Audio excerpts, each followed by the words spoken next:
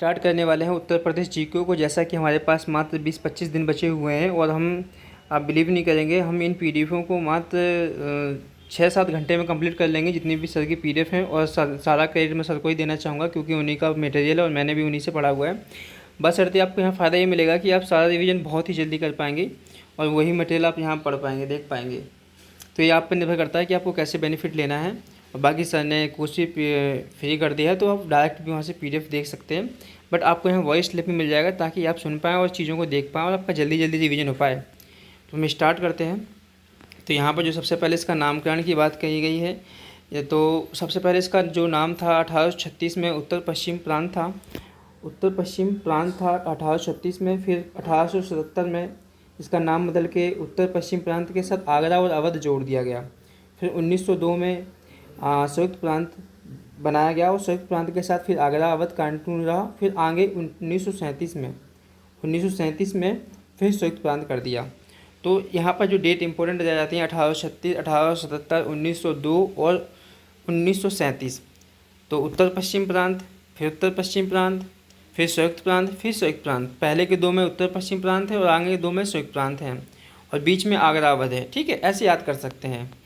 अब 24 जनवरी 1950 को संयुक्त प्रांत को फिर हमने उत्तर प्रदेश बना दिया और 24 जनवरी को इसी वजह से हम क्या बनाते हैं, हम स्थापना दिवस मनाते हैं। अब पहली बार कब हमने क्या मनाया, पहली बार हमने उत्तर प्रदेश दिवस 2018 में मनाया, ये याद रखने वाली बात है। अच्छा, जब उत्तर प्रदेश बना था तो प्रथम राज्यपाल कौन थे, फिरोज शाह मोदी थे। ये इंपॉर्टेंट हो जाता है यहाँ पर। ठीक है, आगे देखते हैं। राजधानी भी समय समय पर बदली गई, जैसे कि आगरा को 1836 से 1858 के बीच में राजधानी बनाया गया, 1836 से 1858। और प्रयागराज को 1858 से 1921 के बीच में राजधानी बनाया। आगे चल के 1921 में 1935 तक लखनऊ को राजधानी बना दिया गया और फिर 1935 से अब तक हमारी लखनऊ ही राजधानी है। तो इम्पोर्टेंट हो जाती है डेटें 1836 से 58, 58 से 21, 21 से 35, 35 से अब तक। अब हम देख लेते हैं। भारत का क्षेत्रफल 32,87,263 वर्ग किलोमीटर है और वहीं उत्तर प्रदेश का क्षेत्रफल 240,928, ऐसे याद रख सकते हैं, 240,928 वर्ग किलोमीटर है।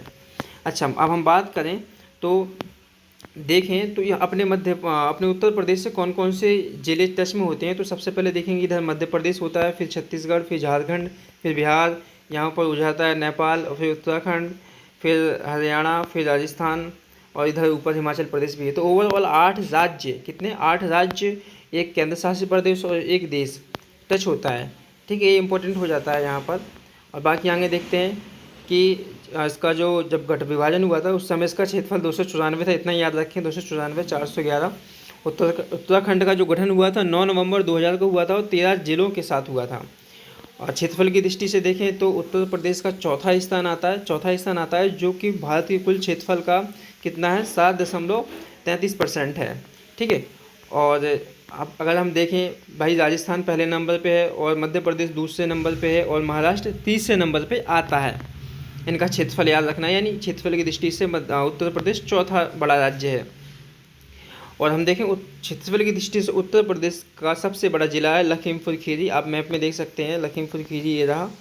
और वहीं सबसे छोटा जिला है हापुड़, जिसका क्षेत्रफल है 660 वर्ग किलोमीटर, हापुड़, जो मेरठ के नीचे है। ठीक है, अब हम देखते हैं भौगोलिक स्थिति। तो इसकी देखो लंबाई चौड़ा की बात कर लेते हैं।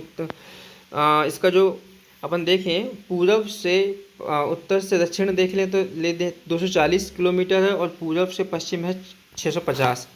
तो इतना हो जाता है, इतना ही इम्पोर्टेंट है। अब इस क्या कर सकते हैं आप, इसके बाद डायरेक्ट जाके MCQ लगाइए, कहीं से भी टेक्स्ट बुक से लगाइए, सर की टेस्ट सीरीज से लगा सकते हैं या गूगल पर सर्च कर सकते हैं। और फिर उसके बाद अपनी तैयारी को देखिए क्या मज़ा आता है। तो हम ख़त्म करते हैं और दूसरी वीडियो पे आते हैं।